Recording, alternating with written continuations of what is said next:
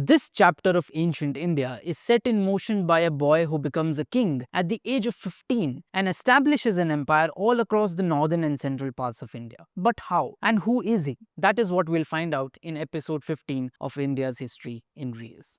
After the collapse of the White Huns, a lot of India's history is lost in pages that haven't been found yet. About a century down the line, it resurfaces with a hagiography written by a poet named Banabhat, which speaks of a dynasty named Pushyabhuti and its penultimate ruler Prabhakar Vardhan, who rules over a place called Sthaneshwar, which is present-day Thanesar in Haryana. Prabhakar Vardhan had two sons and a daughter named Rajashri. To secure a marital alliance, he marries off Rajashri to a king named Grahavarman. But a few years later, Grahavarman was attacked by the king of Malwa and killed, after which Rajashri was captured and imprisoned. By this time, Prabhakar had passed away and his elder son Rajyavardhan had taken over. To rescue his sister, Rajyavardhan launches an attack on the king of Malwa and defeats him quite decisively. But the king of Malwa had a co-conspirator in the king of God named Shashank, who treacherously murders Rajyavardhan under the pretext of being an ally. Shashank was about to kill Rajashri too, but she somehow escapes the scene.